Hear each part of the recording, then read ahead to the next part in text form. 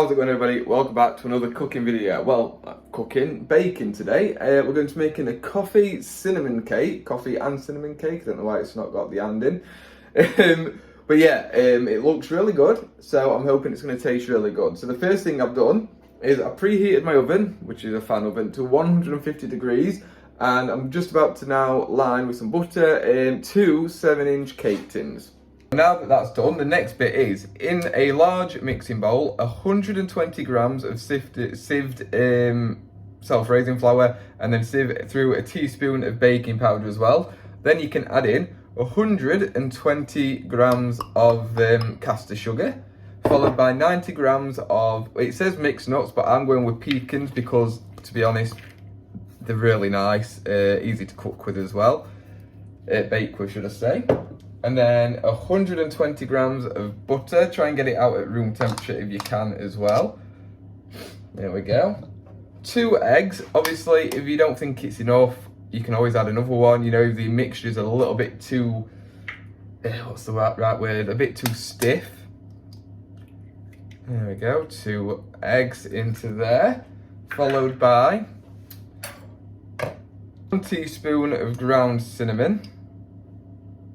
There we go. And then a tablespoon, if I can get into it, of instant coffee. So I am going with the powdered form. I just feel like that'll be a lot easier to bake with as opposed to like the granules. So a tablespoon of coffee. So this is going to be really strong. So this is an Americano coffee that I'm using. You'll see it in a moment. There we go. Now I got this one from Aldi. Obviously Nescafe do a version. If you're not in England, then obviously, you know, try and get as close to that as possible. If you don't do Nescafe over there, I genuinely don't know. And then the last thing is a tablespoon of hot, not boiling water, which is a strange one to me, but we're going with it. There we go. And now using a hand blender is what I'm using. Obviously you can use whatever. We're gonna mix it all together.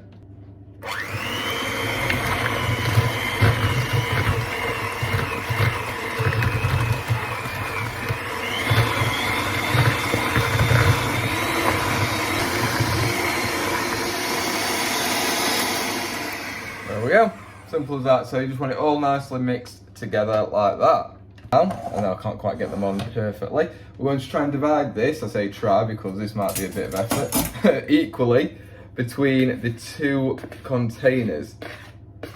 So let's see what we can do. Obviously, I don't want to knock the air out of it if I can help it. So I'm going for just a really big serving spoon here. If I bugger it like that, and then over here into the next one. Now this is going to be an eye-opener because personally I don't think there's enough, but if it's a good recipe then it should mean it rises well and spreads out. 2 eggs I'm always a bit dubious because I do believe it needs 3 or 4 eggs to be a good mix, but we'll see. I do think it's going to be quite a thin cake. Now this recipe book is very hit and miss that I'm using. We've had some absolutely beautiful winners. I mean, as you can see now, so how it looks, I'm just going to smooth it out as much and as gently as possible. Like so, just with the back of the spoon. I'm really not happy already with how it's already looking. But who knows, once it's baking, it might turn out okay. But yeah, we've had some bad recipes out of this book. If you go back and check out some earlier videos, like we had the ganache, that was just awful. We've had a few cakes. We had a Victoria sponge that I just didn't even upload the video on because it was that bad. And then I think I went back and I made a Mary Berry one, and that turned out absolutely wonderful. So obviously, bear with me because, as I always say, and I've said a few times already now, this book can be terrible. So I just want it as even as possible. I hope I eat my words, I really do. Who knows? There we go. Right, trying to get the rest of that off. So now we're going to put it in the oven, like I said, 150 degrees for 30 minutes. Okay, so here we are. They've just come out. Obviously very hot, very spongy. As I expected, not very big, but that's okay. If you're just looking at this hole, that's because I poked it with a knife just to make sure it were done. But we're going to get it out, get it cooling, and we can crack on with just making the icing sugar. Okay, so I've just taken them out the tins, and you can see how small they are. They're more like a big biscuit. So I've looked at the picture on the book as well, and they are that. It is a small cake, to be fair, quite thin. I do think it made more sense just to make all the mix into one tin and have a normal size cake, but hey ho, here we go. Okay, so now for the icing, we've got 100 grams of butter, 225 grams of icing sugar, and roughly a quarter teaspoon of of cinnamon. So I'm just going to whisk this together now, nice and gently.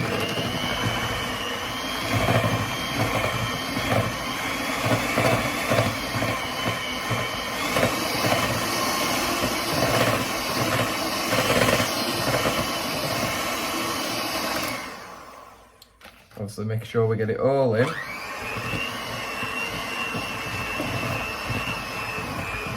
There we go. So I know it's not quite all in yet, but that's fine because we're just going to add in the last ingredient now, which is 2 tablespoons of coffee mixed with, dissolved with 1 tablespoon of hot water. So let's just chuck that in now. Try not to leave any behind. Awesome. And now we can finish off mixing it together.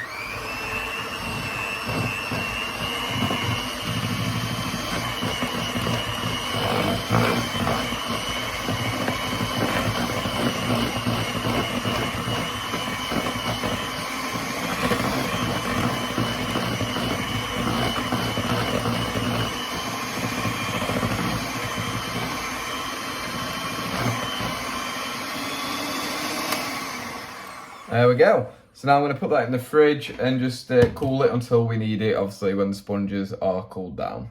So it is cool enough now, so I'm going to bring one over to this plate. Obviously they're small, so they are a bit fragile, but it should be okay. Chuck that there for now. So we're going to put a bit of this on, the icing on to sandwich them together. So I'm going to be as gentle as I can. Like I said, it is mildly fragile. There we go. Let's try and glue down some of the broken bits with it as well. Okay, so there we go. That's the middle section creamed. So now I'm gonna as gently as possible get the top. So obviously, as you can see, it cracked quite a bit there. So I'm gonna flip it over. Let the crumbs just drop into the middle, it doesn't matter. There we go. Push it together. It's nice and spongy, to be fair though. Feels good. And now I can chuck the rest of the icing mix on top and really get it smoothed down. There we go. Chuck it all on there.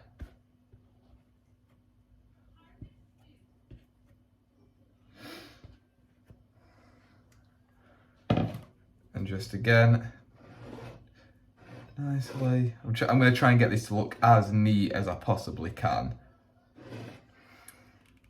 The icing's nice and thick, which is always good. I might spread it round, scrape it round the sides. I'm not too certain yet, because I think there is quite a lot left over. So, like, this is it, but as you can see, it's making quite a thick layer on top. Sorry, I keep bending it, it's putting a shadow on. There we go. So if I do that, it takes off all the excess off the spoon. And also gives it a bit of a coating on the outside. Stops it going as dry as quick as well. I mean, obviously it's going to be covered. But yeah. There we go. So there's only one thing left to do now, and that is try it. Cut it, and I'm just wanting to show you what it's like. So it's nice and spongy, feels really light. The reason I'm not testing it like this is because I'm going to put it back down and eat it with a fork. But it seems like it's made quite a nice cake. It's all cooked really lovely. So yeah, let's actually try it now. Here we go. So dig it straight into that edge piece. Oh, Jesus. So I've made a real mess of this, but there we go.